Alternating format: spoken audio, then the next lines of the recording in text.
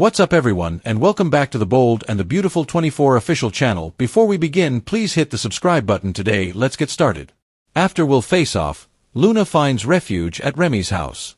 After her confrontation with Will Spencer, Luna Nozawa will locate a hiding place in Remy Price's house, according to the Bold and the Beautiful.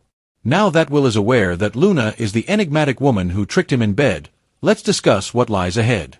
Will finally recognized Luna as the person who had posed as Electra Forrester after she showed him the mask from that fateful night. Will's anguish and rage at learning that Luna is still alive will only be heightened by that information. Luna will require a way out as Will's rage increases. Luna may worry that she might be headed back to the slammer if she doesn't leave quickly because Will has been threatening to contact the police. According to B&B, Luna will be able to give Will the slip, but she will have to deal with another issue. Lee Finnegan's flat has been Luna's hiding place, but she needs to find another place to go. When Luna escapes, she can, of course, rely on at least one buddy. Luna will arrive to Remy's door and take him by surprise after eluding the most recent Will turmoil. Since Remy is unaware that Luna was able to survive thanks to Lee, it is understandable why her entrance will astound him. Although Luna will make Remy feel as like he has seen a ghost, she will encourage him to relax and simply be glad that she survived. Luna will acknowledge that she needs a place to stay temporarily after telling Remy about her survival. We'll see if Luna is forthcoming about the problem or remains reticent because Remy will be worried about whatever she did this time. In any event, there's a chance that Remy and Luna's relationship may become heated. Luna may attempt to pass off Remy's child as Will's if she is able to conceive swiftly. The Bold and the Beautiful claims that when Luna's escape brings her to Remy's door, he will have the shock of his life, regardless of how everything turns out. Everything in the world of the Bold and the Beautiful changed after Will Spencer's shocking confrontation with Luna Nozawa. What had started out as a private and tense exchange in Lee Finnegan's apartment quickly descended into a storm of secrets, threats, and desperate decisions, leaving Luna with no choice but to flee. Will backed away in horror that the woman who had deceived him was standing directly in front of him, still very much alive and grinning with the same unsettling confidence that made him wonder if she had ever been capable of regret. When Will took out his phone and threatened to call the police, Electra, and anyone who could stop her, Luna realized she had to leave because she was struggling with the fact that her cover had been blown, her leverage was eroding, and she had no more time to hide in Lee's carefully crafted world of secrecy and manipulation. However, in doing so, she had to think about her options because, without Lee's apartment as her fortress, she was exposed and vulnerable, facing not only Will's righteous wrath but also the consequences of her re-emergence throughout Los Angeles, from the Forresters to the Logans to the Spencers, and perhaps most dangerously, her own family, who might see her survival as a liability rather than a miracle. There was no doubting that the encounter had alarmed her because she could still picture Will's horrified face as she slipped through the apartment complex's back stairwell, her hands shaking as she gripped the disguise she had once used to control him, and even though she had once delighted in the game of control and secrecy, the pieces had turned against her, and now she was the one frantically trying to stay one step ahead. Where could she go, though? Could she call on anyone's door without raising suspicions or being flatly rejected? There was only one possibility for Luna, and even if it was uncertain and dangerous, there was at least a chance: Remy Price. Although Remy could be reckless, brash, and fiercely independent, he was also one of the few people who had ever looked at Luna and seen not a burden, not a trauma survivor, not a mistake waiting to happen, but a woman who could carve out her own destiny, and that mattered to her more than she often admitted. As such, Remy had been a complicated figure in Luna's life, someone who hovered on the periphery of her chaotic existence like a reminder of a path not taken, someone who represented both temptation and danger. He was by no means a saint, but he was a kind of haven, and she needed one after her explosive confrontation with Will. Luna knew she was gambling with fate when she knocked on Remy's door that night, her body still humming with adrenaline, her hair stuck to her wet forehead, her breath erratic.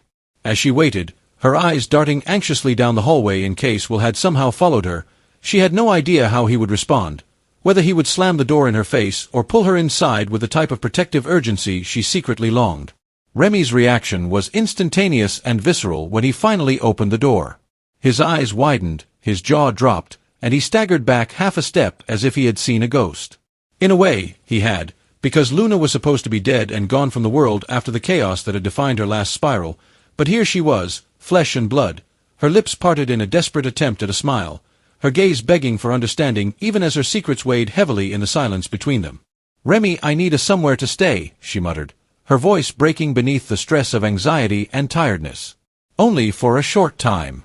Remy felt a mixture of relief and protectiveness despite himself. No matter how reckless she had been or how many bridges she had burned, there was something about Luna that hooked him and made him unable to turn away. He was shocked at her abrupt return, suspicious of the trouble she must have caused this time, and something deeper and more primal. After what seemed like an eternity of silence, he moved aside and let her in. While Remy paced, his hands running through his hair, demanding answers that Luna was not yet ready to give, the tension inside his modest home was evident as Luna sank onto the couch, clutching her disguise like a talisman of her sins. Eventually, the words came out haltingly, disjointedly, but clearly enough to chill Remy to the bone. She told him about Will, the mask, the night that had tied them together in ways that Will would never be able to forgive, and how he had tried to save her, hide her, and lead her to salvation, only for everything to fall apart in the course of one encounter. Even though Remy had always known Luna had demons, he had never imagined the extent of the destruction she left behind. Nevertheless, as she finished her confession, her eyes glimmering with unshed tears, he felt the irresistible pull of her vulnerability and decided to shelter her, at least for the time being. However, what would that signify going forward? For Luna, the response was nuanced.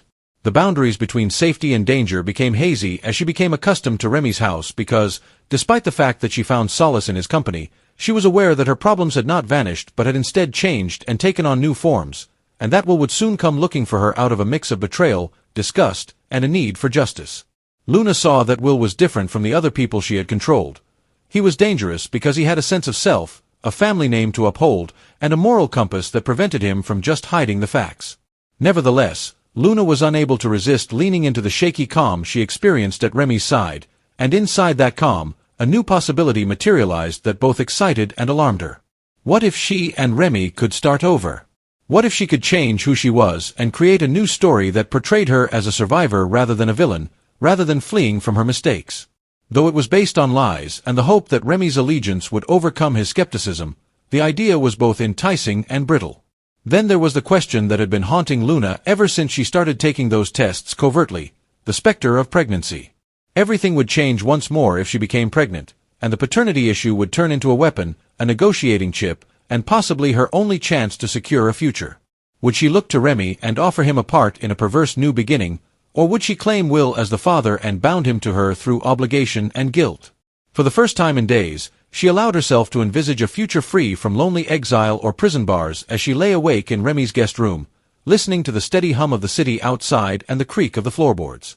She was aware that the reprieve was only brief, that the storm was still building strength, and that when it broke, it would put everyone in her orbit to the test. This knowledge persisted even as she fell into a restless sleep. Because the bold and the beautiful thrives on the chaos of secrets, the inevitable revelations, and the way love and betrayal are always intertwined, Luna's refuge at Remy's house was not an ending but rather a pause, a fragile interlude before the next chapter of turmoil erupted. When it did, Will's rage, Remy's loyalty, Lee's desperation, and the interconnected web of the Forresters, Logans, and Spencers would all collide in ways that no one could predict, placing Luna once more at the center of a storm that she both created and was unable to control. This is why Luna's escape, her plea for sanctuary, and her flimsy hope for redemption at Remy's house were so captivating. At that moment, she was not just a woman on the edge, clinging to the thinnest thread of survival, and daring us all to wonder whether she would fall or somehow, impossibly, rise again.